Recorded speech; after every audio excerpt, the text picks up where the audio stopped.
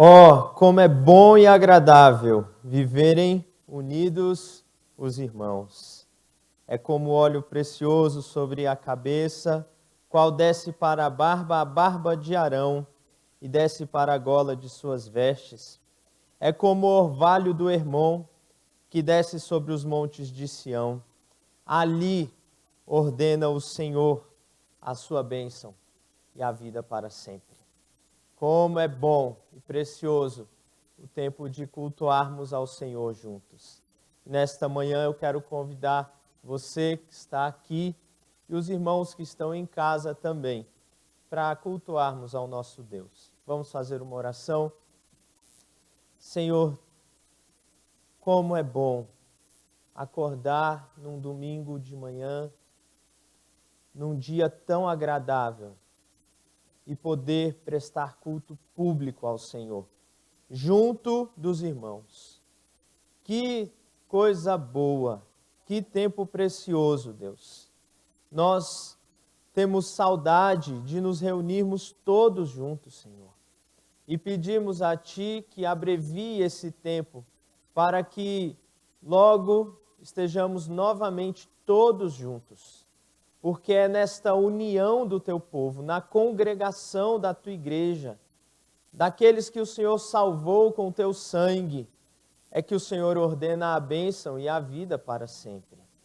Por isso, Deus, nós queremos nesta manhã rogar a Tua presença conosco, pedir que o Senhor nos abençoe e nos visite com graça e misericórdia, Deus. Levante sobre nós o Teu rosto e nos dê a paz, Senhor. Esta é a nossa oração, o nosso pedido, em nome de Jesus. Amém. Amém. Meus irmãos, hoje, às 10h30, nós teremos uma atividade especial para as nossas crianças. Já estou vendo algumas crianças aqui, ali, daqui a pouco elas terão uma atividade especial.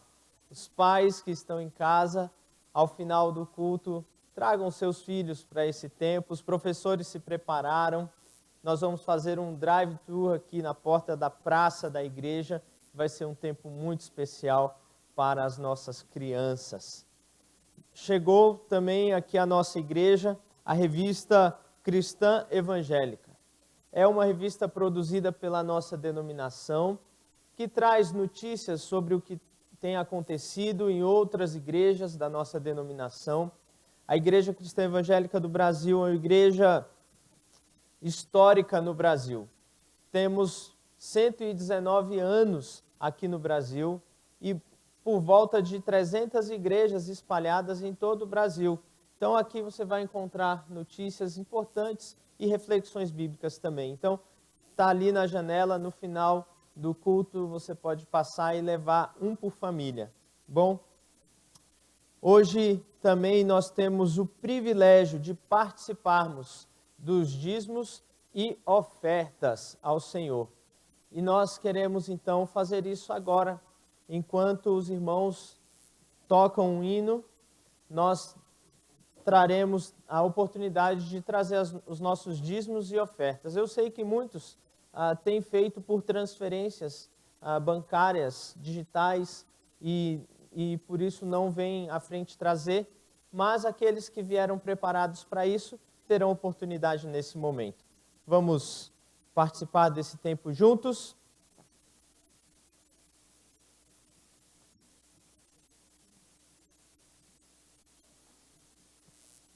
Convido os irmãos para ficarem em pé, para a gente cantar.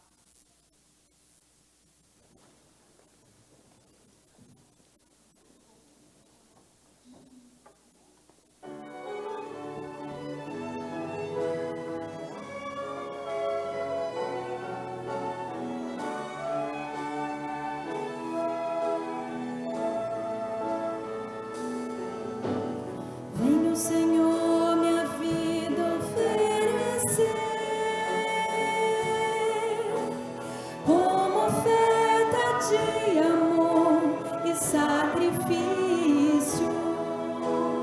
Quero minha vida a Ti entregar como oferta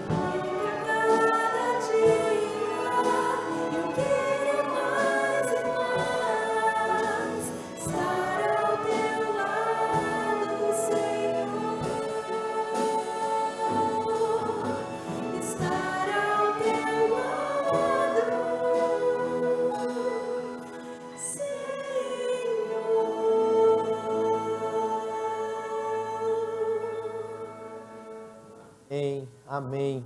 Eu quero convidar o pastor Expedito aqui para orar agradecendo ao Senhor pelos dízimos e ofertas que o Senhor mesmo provê para o sustento da obra missionária e do trabalho do Senhor. Querido Pai, como é bom estar na Tua casa. Verdade, Senhor. Nós nascemos para isso, Senhor, para vir aqui para Te adorar, para adorarmos ao Senhor. E nós damos graças, ó Pai, porque o Senhor nos dá mais esta oportunidade. Oportunidade também de ofertar aquilo que o Senhor já tem nos dado. Não é nosso, é do Senhor. Muito obrigado. Agora nós queremos interceder também por aqueles, ó Pai, que necessitam da Tua graça, necessitam de ganhar o pão, Senhor. Pedimos a Tua boa mão sobre eles, para que eles também com alegria possam trazer as suas ofertas, os seus dízimos. Abençoe a cada um destes, ó Pai. E muito obrigado, Senhor, pela liderança dessa igreja. Pedimos a Tua boa mão sobre eles. Pedimos a Tua direção sobre eles, a Tua proteção sobre eles, ó Pai. Para que cada centavo, Senhor, que entra nessa casa, resulte em bênçãos para a Tua glória, honra. Em nome de Jesus. Amém. Amém. Nesse mesmo espírito de alegria e gratidão ao Senhor, vamos continuar cantando louvores.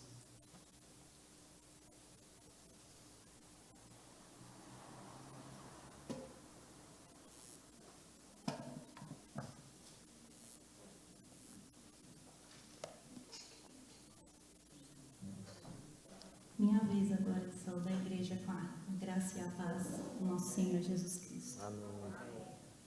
Nosso primeiro cântico é O Senhor te quero, eu te busco. Você tem ouvido a voz de Deus?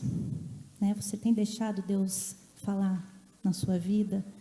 Eu tenho falado isso porque tem tantas coisas acontecendo, né? Relacionamentos, problemas financeiros, redes sociais, estudo, né? Dos meus 2 filhos online, tem dado trabalho. E dívidas, processos, tantas coisas que tiram o nosso foco, né, do Senhor Jesus. Vamos deixar Deus falar, vamos escutar a voz do Senhor, né, vamos nos despir da carne, né, e concentrar nas coisas de Deus. Em Colossenses 3:2 diz para nós mantermos o nosso pensamento nas coisas do alto, e não nas coisas terrenas. Convido você a engrandecer o nome do Senhor comigo. Amém?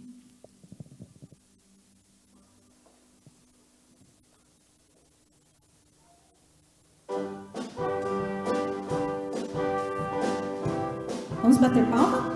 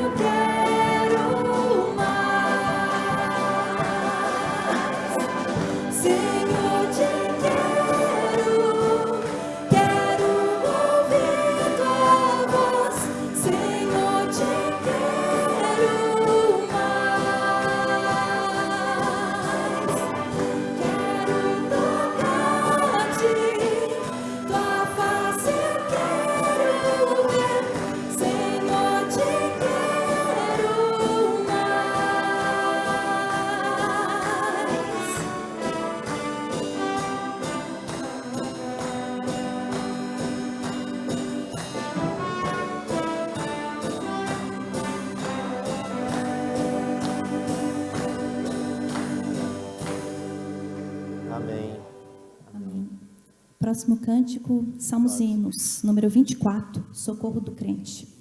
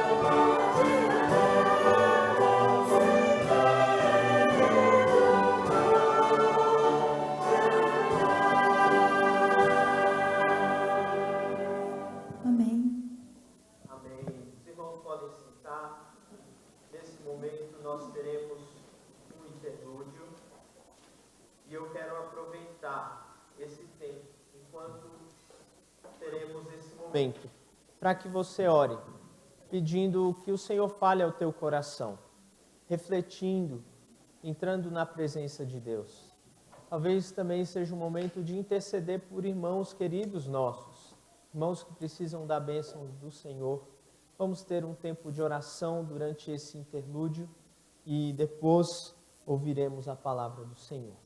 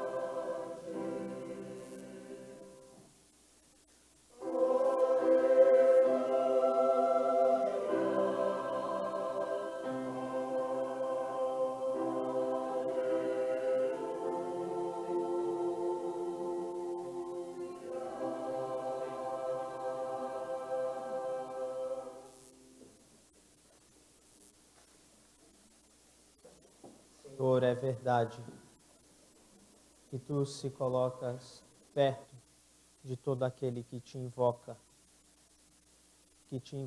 em espírito e em verdade. E nós, hoje, Senhor, invocamos o Teu nome. Fica bem perto de nós, Senhor.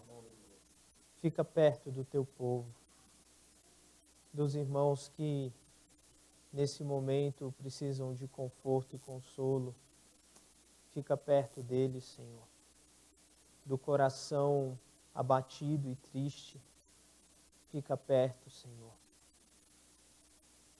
Daquele que está angustiado, com problemas a resolver, fica perto, Senhor. Daquele que anda perdido, ainda na escuridão do pecado, chega perto, Senhor, ilumina, promova a salvação. Todas as coisas mudam quando o Senhor se aproxima. E nós, nesse momento, rogamos a Tua presença. Continua conosco, agora por meio da Tua palavra. Fica perto de nós. Fala ao nosso coração, em nome de Jesus. Amém. Amém. Eu convido você, meu irmão, minha irmã, você que está aqui, a abrir a sua Bíblia, livro de Gênesis, capítulo 6.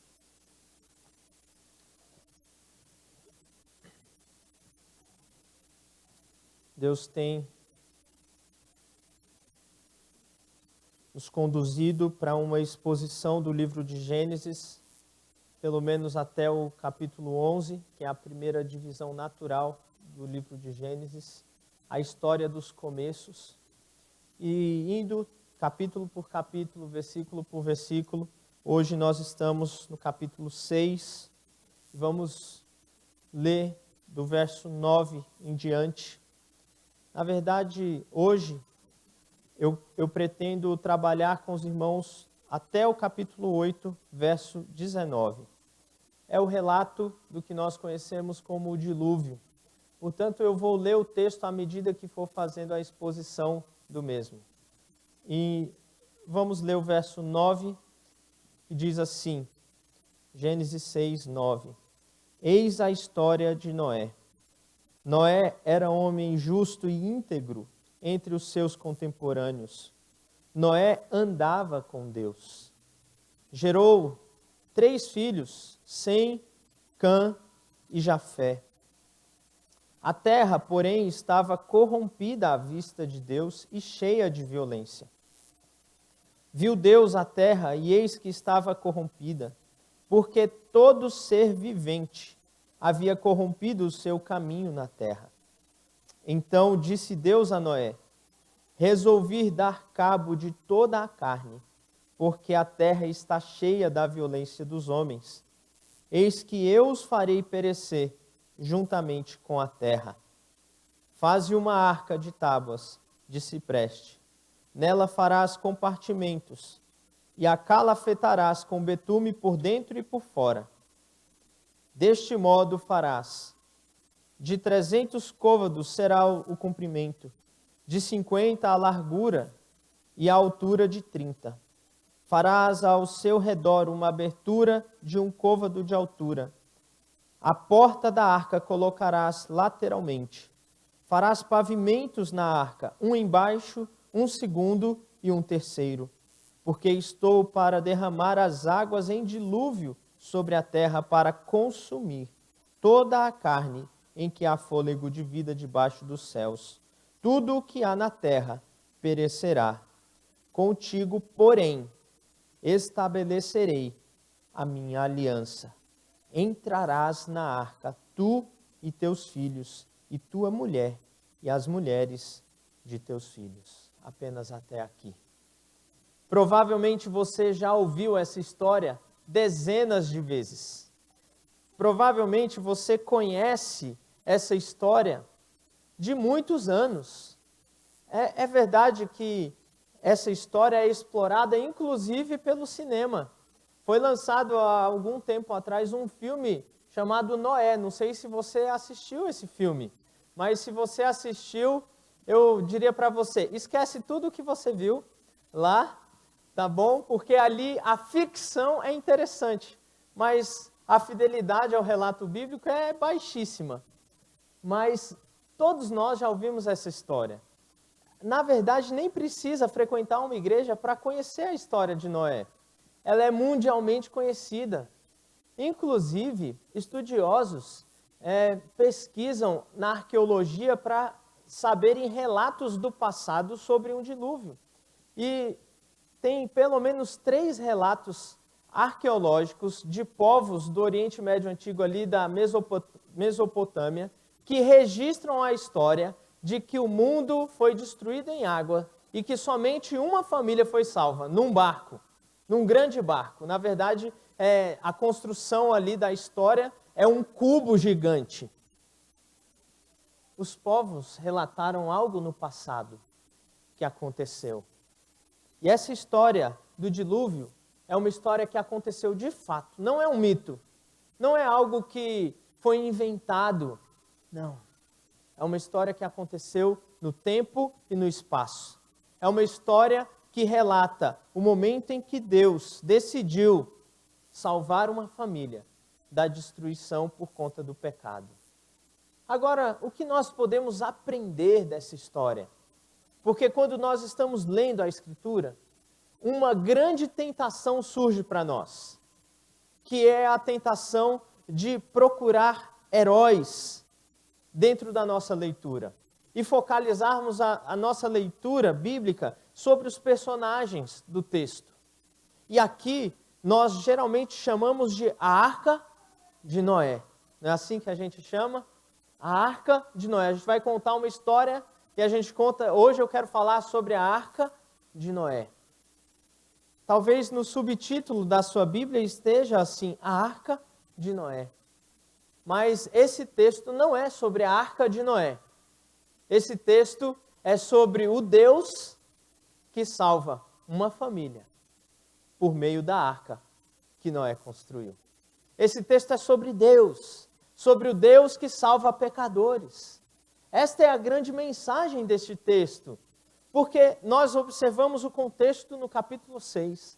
A terra está tomada pela violência e pela corrupção.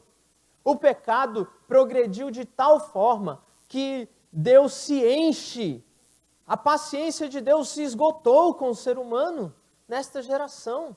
E Deus então decide fazer aquilo que Ele tinha prometido. E Deus havia dito ao homem que no dia que ele comesse da árvore do fruto do conhecimento do bem e do mal, certamente o homem morreria. Mas Deus estava sendo paciente, longânimo com o povo, até o ponto que a iniquidade foi insuportável para Deus. E Deus decidiu então destruir a terra por conta do pecado do homem. Mas há um contraste. Há Noé na história. E olha como o texto inicia. Eis a história de Noé, no verso 9. Noé era um homem justo e íntegro entre os seus contemporâneos. Noé andava com Deus. Essa é a grande diferença. Enquanto que aquela geração passou a andar por si mesma, passou a corromper os seus caminhos, havia um homem que andava com Deus. Mas a grande pergunta que nós precisamos fazer é: por que Noé andava com Deus? Será que Noé era melhor do que os homens? Será que Noé era melhor do que aqueles que estavam ao seu redor? Será que Noé era melhor do que aquela geração? E por isso ele andava com Deus? Quando nós observamos a história de Noé completa, nós vamos ver que Noé era pecador como nós. Aliás, no capítulo 9, Noé peca e peca feio contra o Senhor. Nós vamos chegar lá em algumas mensagens à frente. Noé não era melhor do que ninguém da sua geração. Noé não era um homem especial em relação aos outros. Mas Noé andava com Deus. Essa é a diferença. Agora, por que Noé andava com Deus? Porque Noé era fruto da graça de Deus. Olha o verso 8, nós não lemos, trabalhamos na semana passada, mas olha o verso 8, é a chave para entender. Porém, Noé achou graça diante de Deus. É por isso que Noé andava com Deus. É por isso que Noé era justo e íntegro no meio de uma geração incrédula. Porque Deus foi gracioso para com ele. Porque nenhum homem sequer é merecedor, é digno diante de Deus. Aos olhos de Deus, todos somos julgados pecadores. Noé não era diferente, porém, a graça de Deus fez de Noé alguém diferente. A graça de Deus fez de Noé alguém justo e íntegro. A graça de Deus fez com que Noé andasse com ele. É esse o processo, não é o contrário. O contrário é o quê? Eu ando com Deus, por isso Ele me abençoa. Não. A graça de Deus é o contrário. Ela vem sobre nós, por isso nós andamos com Ele. Em nós mesmos nada temos que possamos andar com Deus. Na verdade, Efésios capítulo 3 vai dizer para nós que nós estávamos mortos nos nossos delitos e pecados, andando segundo o curso deste mundo, andando segundo o príncipe da potestade do ar, do espírito que agora atua nos filhos da desobediência, entre os quais todos nós estávamos fazendo a vontade da carne e dos pensamentos, e éramos por natureza filhos da ira, como também os demais. Esta é a a avaliação de Deus sobre a humanidade. Assim nós éramos, e Noé também da mesma forma. Porém, Noé é fruto da graça de Deus. E porque a graça de Deus alcançou Noé, ele é considerado um homem justo e íntegro, um homem que andava com Deus. Talvez você esteja perguntando, o que é então esta graça de Deus?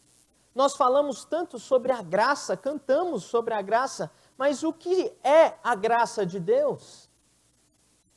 O conceito básico da graça de Deus é que ela é o favor imerecido de Deus. A graça de Deus é a manifestação da sua bondade àqueles que não merecem. A graça de Deus é a manifestação do seu favor aos pecadores que mereciam a morte e a condenação. Isto é a graça. Quando nós falamos da graça de Deus, nós automaticamente estamos dizendo que somos pecadores. Porque a graça só alcança pecadores. Quando o Senhor Jesus veio à terra, ele disse que não veio chamar justos, mas pecadores ao arrependimento. Ele não veio para os sãos, mas para os doentes.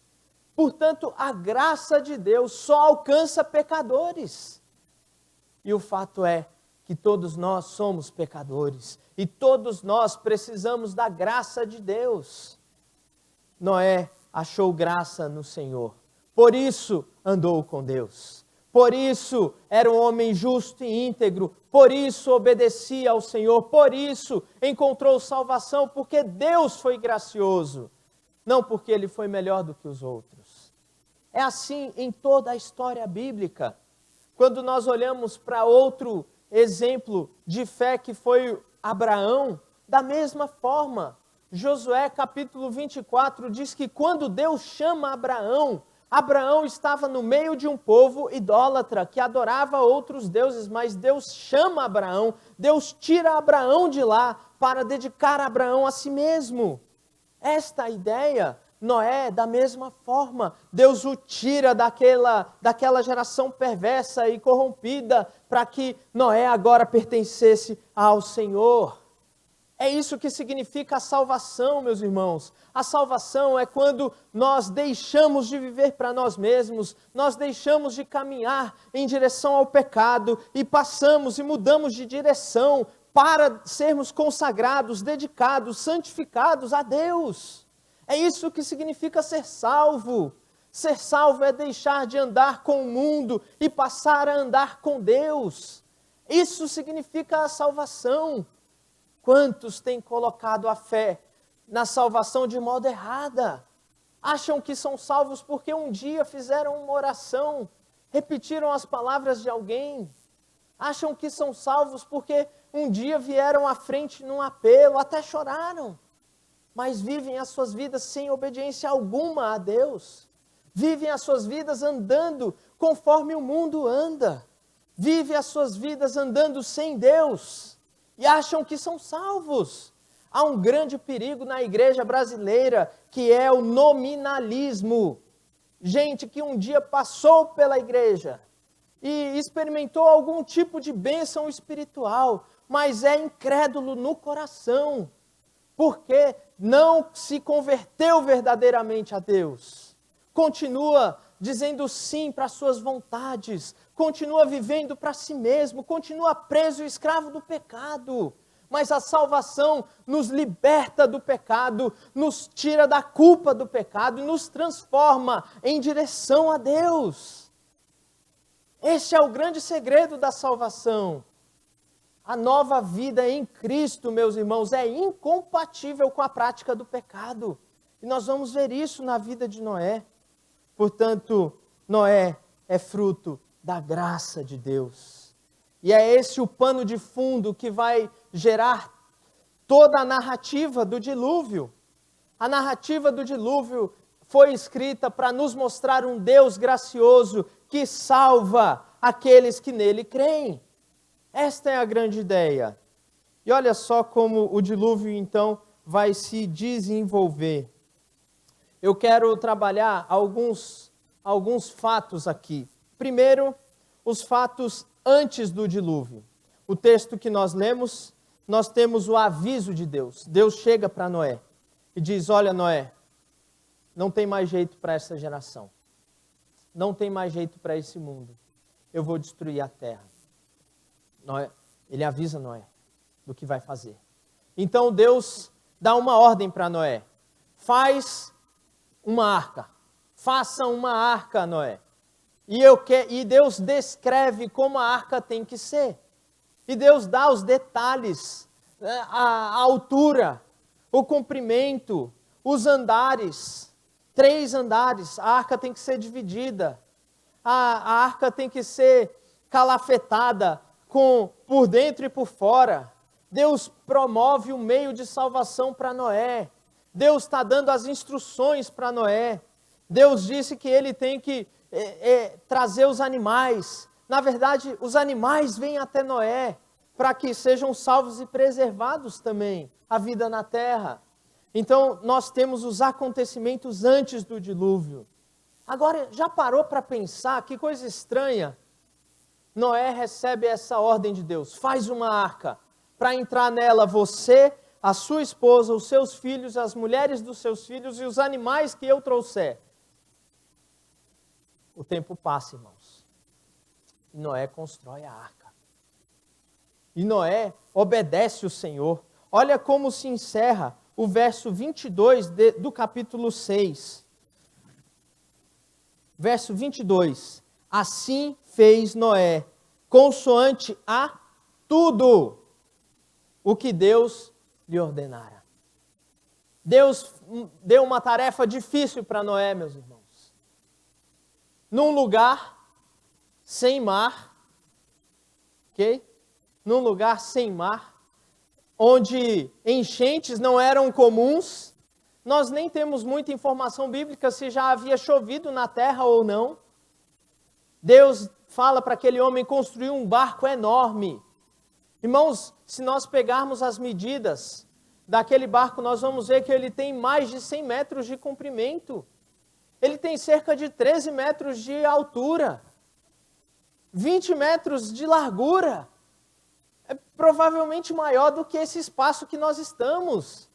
E Noé recebeu a ordem de construir isso, porque Deus disse: irei destruir a terra com água, faça um barco grande. Agora, pense as pessoas ao redor de Noé. Noé está lá construindo. Para que isso, Noé? Por que você está construindo um barco desse tamanho? Nem tem oceano aqui perto.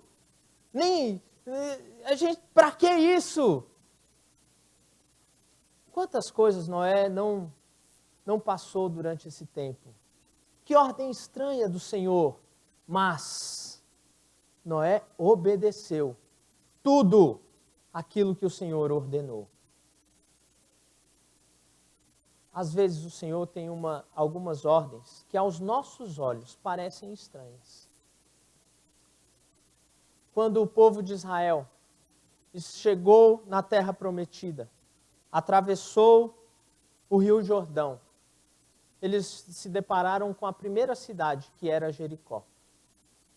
E aí Deus deu uma ordem para eles: vocês vão caminhar ao redor dessa cidade, uma volta por dia. E no 7º dia, 7 voltas. E vocês vão gritar, bradar no 7º dia. E as muralhas vão cair. É assim que se derruba muralhas? Se você fosse pensar numa estratégia de guerra, qual seria a sua estratégia? Olha, vamos mandar homens por aqui, vamos derrubar o muro por aqui, vamos levar os homens mais fortes para essa parte do muro, vamos jogar uma bomba no muro. Imagine que você vai construir uma casa e você compra um lote, mas esse lote já tem uma pequena construção e você precisa demolir aquilo. Aí você chama os seus amigos, hoje nós vamos demolir isso aqui. E você começa a dar, mas é o seguinte, nós vamos fazer isso em 7 dias. Cada dia a gente vai dar uma volta sobre o lote. Ao 7º dia a gente chama o pessoal do trompete, eles vão tocar e nós vamos gritar e as paredes vão cair. Veja que ordem estranha. Mas foi por meio dessa ordem que Deus fez as muralhas caírem. Deus dá uma ordem estranha para Noé. Construa um barco, construa uma arca enorme. Você vai pôr animais aí dentro. Você e a sua família vão ficar aí dentro. E Noé obedece. Obedece. Meus irmãos, toda vez que nós recebemos uma ordem do Senhor e obedecemos, nós somos abençoados por Deus. Nós só recebemos benefícios ao obedecer ao Senhor.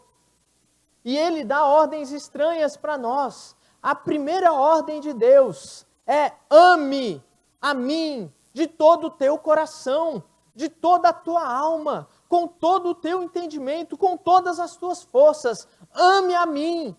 Que ordem estranha. Amor. Para amar nós temos que amar a Deus de forma obrigatória. Sim. Ame o teu próximo como a ti mesmo. Que ordem difícil. Não faz sentido amar alguém que eu não gosto. Não faz sentido amar o meu inimigo. Não faz sentido amar aqueles que fazem mal a mim. Mas há uma ordem de Deus. Por mais estranha que pareça, é uma ordem que vai trazer benefícios para nós, que vai glorificar o nome dEle. Deus dá ordens estranhas para o seu povo. Veja, se não é assim, olha só que coisa mais estranha, quando Ele diz para os pais disciplinarem os seus filhos. Ora, qual que é a vontade do pai? É de abraçar, é de fazer carinho no filho, é de fazer as vontades do filho. Mas Deus diz que para o bem dele, você precisa discipliná-lo, porque senão ele vai ser entregue ao seu próprio coração. Ordens de Deus.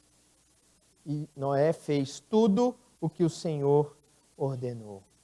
Agora vamos para os acontecimentos antes do dilúvio, uma semana antes do dilúvio. Quanto tempo se passou do final do capítulo 6 para o início do capítulo 7? Já pararam para pensar? A perseverança de Noé? O contexto indica para nós que provavelmente entre a primeira vez que Deus avisou Noé e mandou que ele construísse a arca e uma semana antes da arca, que é o início do capítulo 7, passam-se cerca de 120 anos. 120 anos. Agora pense em Noé. Ele está construindo um barco. E um ano passa. 2 anos passam. 10 anos passam. 50 anos passam. E nada do dilúvio chegar. E as pessoas olham para aquele barco e qual o sentido disso, Noé? Mas uma semana antes, verso 1 do capítulo 7, olha na sua Bíblia. Disse o Senhor a Noé: entra na arca, tu e toda a tua casa. Porque reconheço que tem sido justo diante de mim no meio desta geração. De todo animal limpo levarás contigo 7 pares, o macho e a sua fêmea, mas dos animais impuros 1 par, o macho e a sua fêmea. Também das aves do céu 7 pares, macho e fêmea, para se conservar a semente sobre a face da terra. Porque daqui a 7 dias farei chover sobre a terra durante 40 dias e 40 noites, e da superfície da terra exterminarei todos os seres que fiz. E olha o verso 5. E tudo fez Noé, segundo o Senhor lhe ordenara. Nós temos mais uma vez nessa parte, um aviso de Deus, uma ordem de Deus e uma atitude de obediência de Noé. Deus avisa: destruirei daqui a 7 dias. Deus dá uma ordem: entra na arca, você, a sua casa e os animais. E aqui só uma curiosidade, geralmente a gente pensa que na arca havia apenas 2 animais de cada espécie, né? Um macho e uma fêmea. Mas nós vimos que dos animais puros ou dos animais limpos, haviam 7 pares de animais. É por isso que quando o dilúvio se encerra, a primeira coisa que Noé faz é oferecer um animal de oferta ao Senhor. E se você pensa, se tinha só um macho e uma fêmea e ele ofereceu um animal, então como é que esse animal vai se reproduzir depois? Mas Deus já havia pensado em tudo. E ele fala para Noé levar 7 pares dos animais que poderiam ser usados para sacrifício e oferta ao Senhor. Agora, o mais importante dessa sessão é Deus novamente avisa Noé. Deus novamente dá uma ordem a Noé. Noé novamente obedece ao Senhor. 3 vezes no capítulo 7, Noé faz aquilo que Deus ordena. Nós já vimos o verso 5, olha o verso 9 do capítulo 7. Olha o que diz esse texto. Entraram para Noé na arca, de 2 em 2, macho e fêmea, como Deus lhe ordenara. Como Deus lhe ordenara. Verso 16. Eram macho e fêmea os que entraram de toda a carne, como Deus lhe havia ordenado a Noé. Mais uma vez, uma postura de obediência. E aí o verso 16 diz, e o Senhor fechou a porta da arca. Durou 1 semana o processo de pôr animal lá, 1 semana o processo de pôr o alimento lá, até que as águas do dilúvio chegassem. Imagine só, vem um leão e uma leoa, você põe lá. Vem um cabrito e você põe lá. E aquela coisa, põe o animal na arca, organiza os animais na arca, organiza a comida na arca, faz tudo que Deus havia ordenado, porque o dilúvio estava chegando. Esses são os acontecimentos antes do dilúvio. Agora, e os acontecimentos nos dias do dilúvio? Verso 17 em diante do capítulo 7. Durou o dilúvio 40 dias sobre a terra. Cresceram as águas e levantaram a arca sobre a terra. Predominaram as águas e cresceram sobremodo na terra. Olha a graça do Senhor se manifestando. A arca, porém, vogava sobre as águas. A terra estava sendo destruída. Toda a vida na terra estava sendo destruída. O Senhor estava fazendo isto, irmãos. O Senhor fez isto por conta do pecado do homem. O Senhor tirou a vida. É porque Ele é o Criador. Ele tem direito de fazer isso. O Senhor fez isso, mas o Senhor preservou aqueles que estavam na arca. Olha a beleza desse texto. As águas predominaram, as vidas estavam sendo extintas, mas a arca estava em segurança. Porque na presença de Deus há segurança. Independente de tudo o que está acontecendo por fora, na presença de Deus há segurança. Quando uma família está na presença de Deus, esta família está segura. Ainda que as águas tumultuem por fora, ainda que os montes tremam, ainda que tudo aconteça, há segurança na presença de Deus. O Salmo 46 diz, Deus é o nosso refúgio e nossa fortaleza, socorro bem presente nas tribulações. Noé e sua família estão experimentando isso. Durante os dias onde a vida estava sendo exterminada, Deus preserva uma família. E durante 40 dias chove.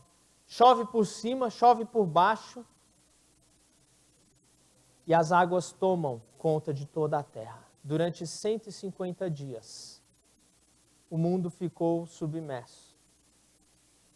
Talvez você pense, 150 dias.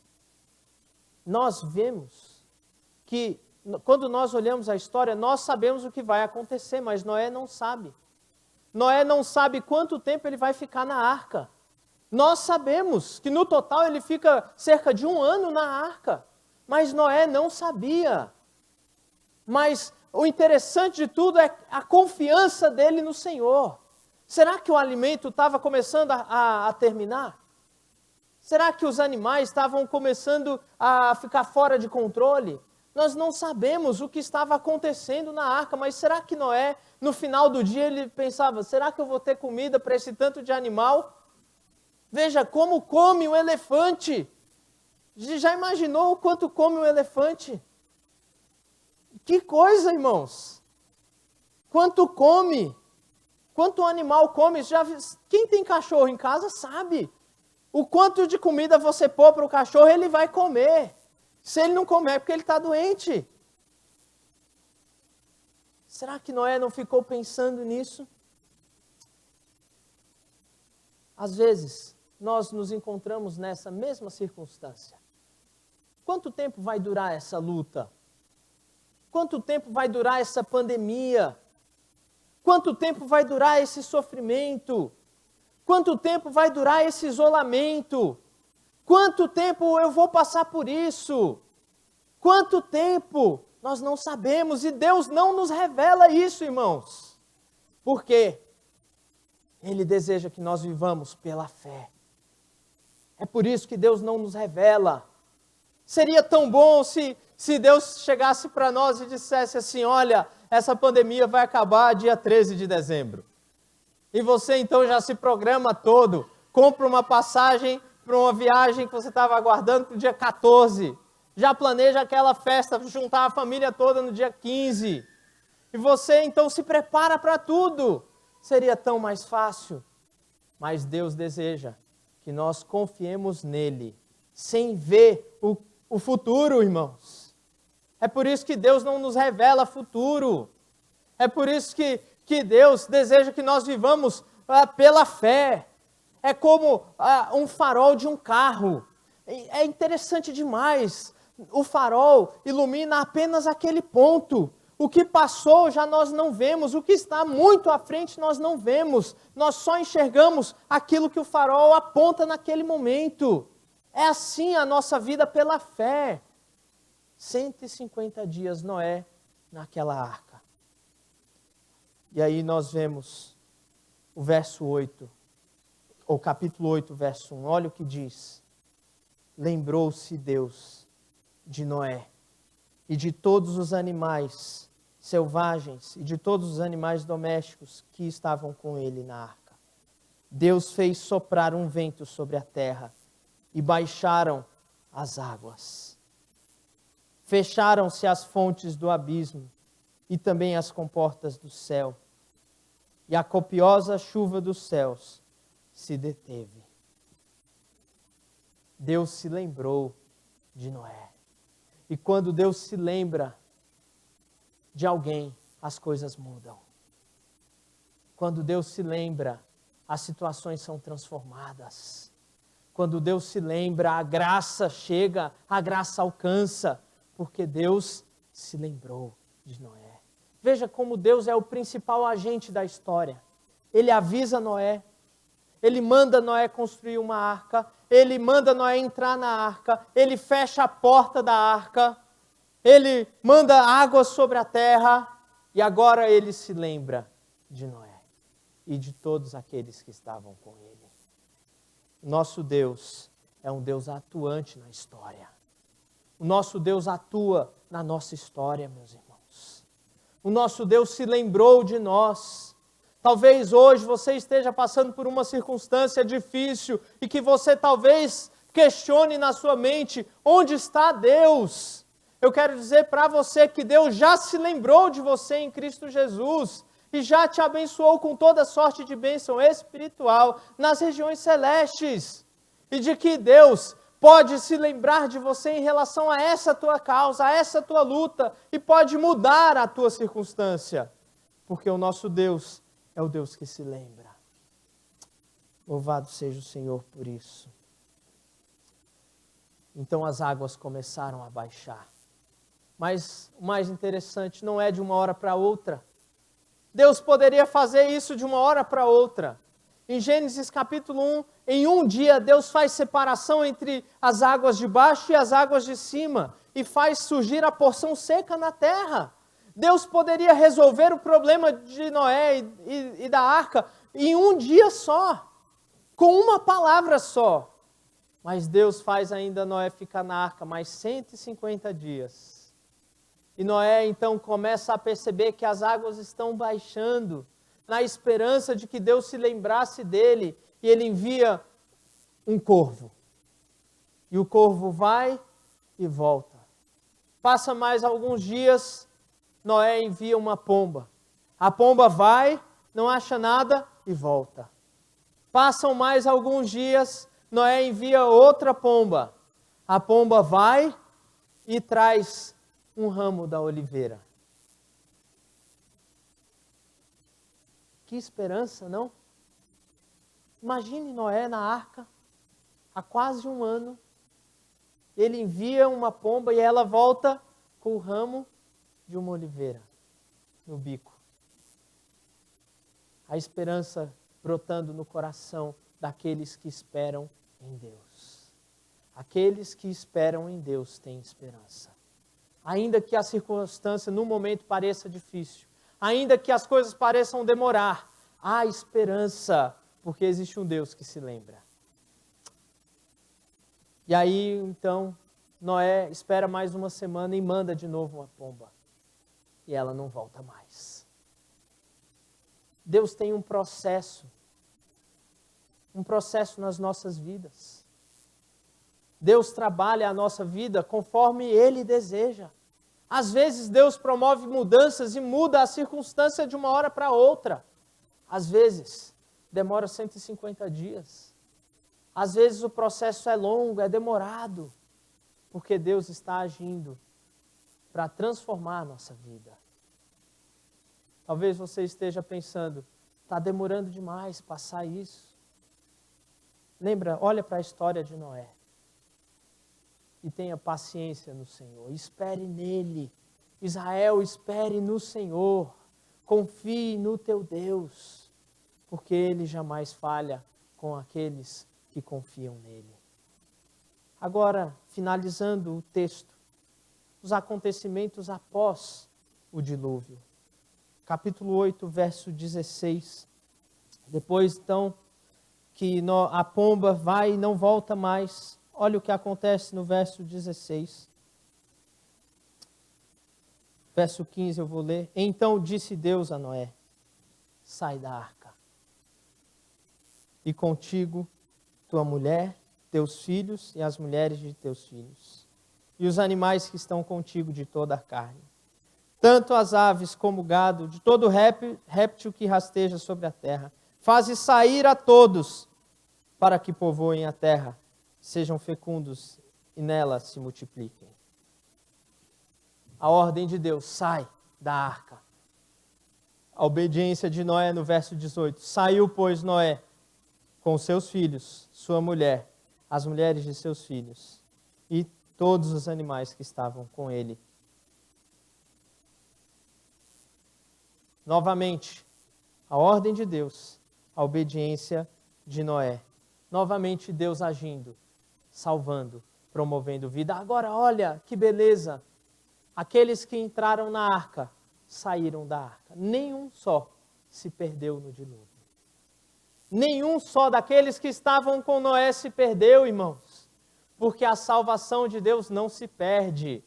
Quando Deus chama alguém, quando Deus coloca uma pessoa em segurança, Ele não abandona mais. Aqueles que vêm até Cristo, aqueles que vêm até o Pai, de modo algum se perderão. Aqueles que o Pai entrega a Cristo, de modo algum, Cristo lança fora. A salvação não se compra e não se perde. A salvação é pela graça de Deus, mediante a fé. A salvação não é algo humano, a salvação vem de Deus, a salvação vem do Senhor. Esta é a grande mensagem do dilúvio para nós. Quando Moisés escreve esse texto, o povo de Israel precisa entender que a salvação vem do Senhor. Porque este povo está há 40 anos no deserto, com incredulidade no coração, porque quando era para entrar na terra prometida, duvidaram da salvação do Senhor. Mas agora o povo está de novo nas campinas de Moabe, prontos para entrar novamente na terra prometida. E então Moisés dá um grande discurso e escreve os textos do Pentateuco, os 5 primeiros livros da Escritura, para que o povo creia na salvação do Senhor e entre na terra prometida. Nós também precisamos aprender que Deus age com graça, promovendo salvação àqueles que nele creem. Você crê nisso? Eu quero encerrar com algumas aplicações para nós. E a primeira aplicação não poderia deixar de ser diferente. É que a história do dilúvio nos aponta diretamente para Jesus. Por quê? Jesus é a provisão de Deus para a salvação de todo aquele que nele crê. No tempo de Noé, não havia esperança fora da arca. Não havia vida fora da arca. Não havia nenhum outro caminho a não ser a arca. Isso aponta para o Senhor Jesus, que é a única esperança para promover salvação diante do pecado, que é a única entrada de salvação para a vida eterna, que é o único que pode promover salvação. A Escritura fala sobre Jesus, Ele é o único caminho, Ele é a verdade e a vida, Ele é o pão da vida, Ele é a água, Ele é a fonte da vida, Ele é aquele que promove salvação. O próprio nome de Jesus indica isso. O nome Jesus significa aquele que salva, a salvação vem do Senhor. É isso o significado do nome do nosso Salvador. E todo aquele que crê em Jesus, crê que Ele foi o Deus que se tornou homem, viveu entre nós e morreu numa cruz no lugar do pecador, para que o pecador não fosse culpado do seu pecado, para que o pecador fosse salvo, para que o pecador fosse reconciliado com Deus. Jesus sangrou, Jesus foi perfurado no seu lado, as suas mãos e os seus pés foram presos numa cruz. O Deus Todo-Poderoso se humilhou, se tornou obediente até a morte, morte de cruz, para que todo aquele que nele crê não pereça, mas tenha a vida eterna. A pergunta é: você já encontrou a provisão de Deus para o pecado, para o seu pecado? Jesus é a provisão de Deus para a salvação de todo aquele que nele crê. Como a arca era a única esperança, eu tenho que dizer para você que me ouve nesta manhã, Jesus é a única esperança. Você já se entregou ao Senhor? E veja, se entregar ao Senhor não é simplesmente fazer uma oração. Se entregar ao Senhor é negar a si mesmo, é segui-lo. Não adianta ter mais de um Salvador, não adianta procurar todas as religiões, não adianta procurar pelos seus próprios esforços, ser um bom cidadão, uma boa pessoa, nada disso é suficiente. Somente a fé em Jesus Cristo, a provisão de Deus. Você já fez isso? Ó pecador, venha a Jesus, confesse o seu pecado, encontre graça, encontre o perdão nele, porque Ele é a provisão de Deus. Uma segunda lição que eu quero deixar é que a verdadeira fé se expressa em obediência ao Senhor. A fé sem obras é morta. Você tem obedecido ao Senhor? Como anda a tua vida de obediência a Deus? Nós vimos Noé. Fez tudo quanto o Senhor lhe ordenara. Você tem cumprido os mandamentos do Senhor? Quantos mandamentos há para nós? Poderíamos passar horas e horas falando sobre os mandamentos de Deus. Porque se nós fomos alcançados pela graça de Deus, então nós andamos com o Senhor. Isto é, nós obedecemos os seus mandamentos. Não de forma perfeita, nós falhamos muitas vezes. Mas, de modo geral, nós somos inclinados a obedecer ao Senhor. É assim que a fé se expressa. Você tem obedecido ao Senhor? Crianças, vocês têm obedecido aos seus pais? O 5º mandamento: honra o teu pai e a tua mãe. Maridos, vocês têm amado as vossas esposas, como Cristo amou a igreja. Mulheres, vocês têm se submetido aos seus maridos, como a igreja se submete a Cristo. Nós, como igreja, temos amado uns aos outros. Nós temos perdoado uns aos outros. Nós temos nos dedicado ao Senhor de todo o nosso coração, porque a verdadeira fé se expressa em obediência ao Senhor. Como está a tua vida de obediência ao Senhor?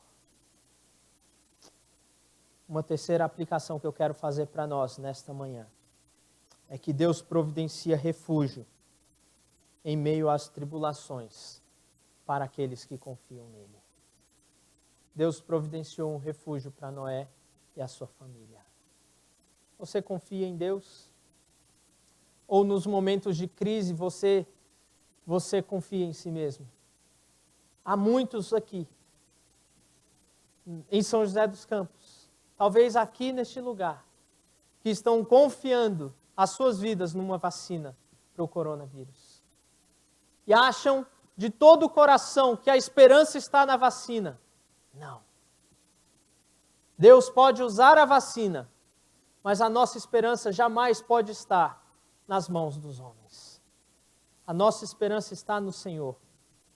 Não na ciência, não na nossa força, não no nosso braço, não na tecnologia, não no nosso conhecimento, não na nossa saúde, não na nossa juventude, não no nosso poder aquisitivo, mas no Senhor. No Senhor. No Senhor. Deus é refúgio para aqueles que nele confiam. E por fim, o pregador de justiça alcançou a sua família. Quando nós olhamos o relato de 1 Pedro, capítulo 3, verso 21, Noé é chamado de o pregador da justiça. 120 anos pregando com a vida, construindo uma arca. 120 anos anunciando o juízo de Deus e a salvação de Deus. 120 anos proclamando isso. E ele salvou, por meio dele, Deus salvou a sua família. Deus tem prazer em salvar famílias. Deus tem prazer em preservar famílias. Família é algo importante para Deus. Ainda que o mundo tente destruir, ainda que as filosofias tentem mudar o conceito de família, ainda que muitos se levantam contra a família, ainda que o nosso próprio pecado se levanta contra a família, Deus tem prazer em preservar famílias. Deus tem prazer em salvar famílias. E Noé, quando sai da arca, sai com toda a sua família. Ele entra com toda a sua casa. Ele sai com toda a sua casa. Você tem pregado a sua família? Você tem sido instrumento de salvação para a tua família? Como é o teu testemunho lá?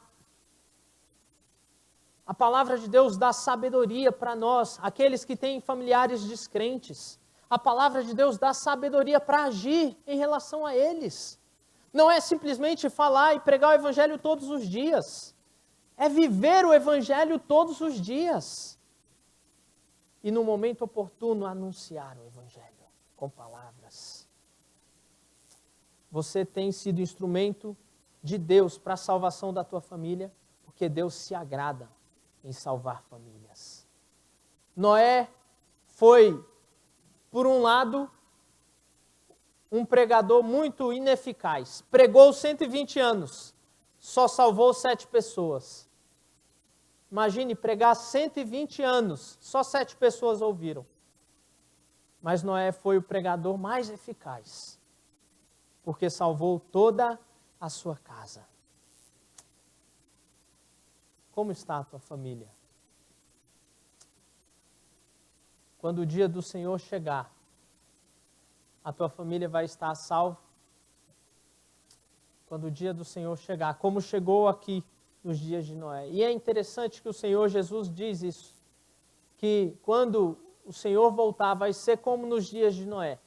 As pessoas estavam vivendo as suas vidas despreocupadamente. Estavam casando e se dando em casamento.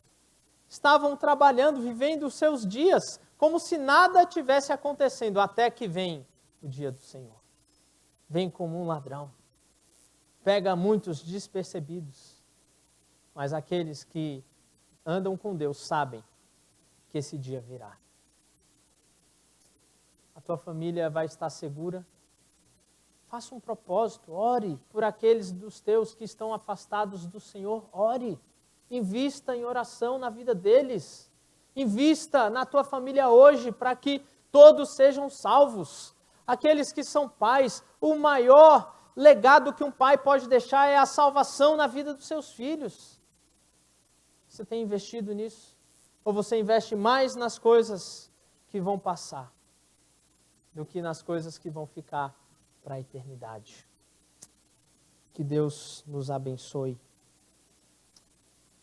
Deus age com graça, promovendo salvação àqueles que nele creem. Vamos orar? Senhor nosso Deus, muito obrigado por tua palavra. Quão rica é a tua palavra para nós.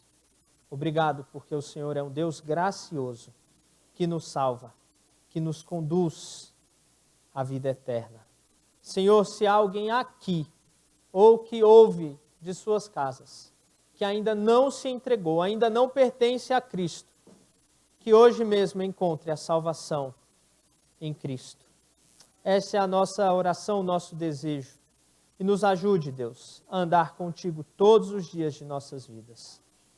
Em nome de Jesus. Amém. Convido você a colocar-se em pé. Quero chamar também o pastor Waldenberg aqui.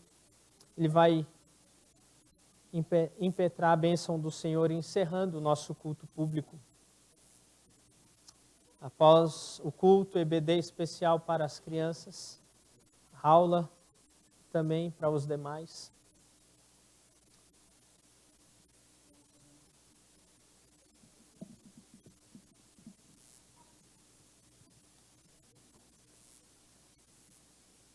Graças a Deus pela clareza de sua palavra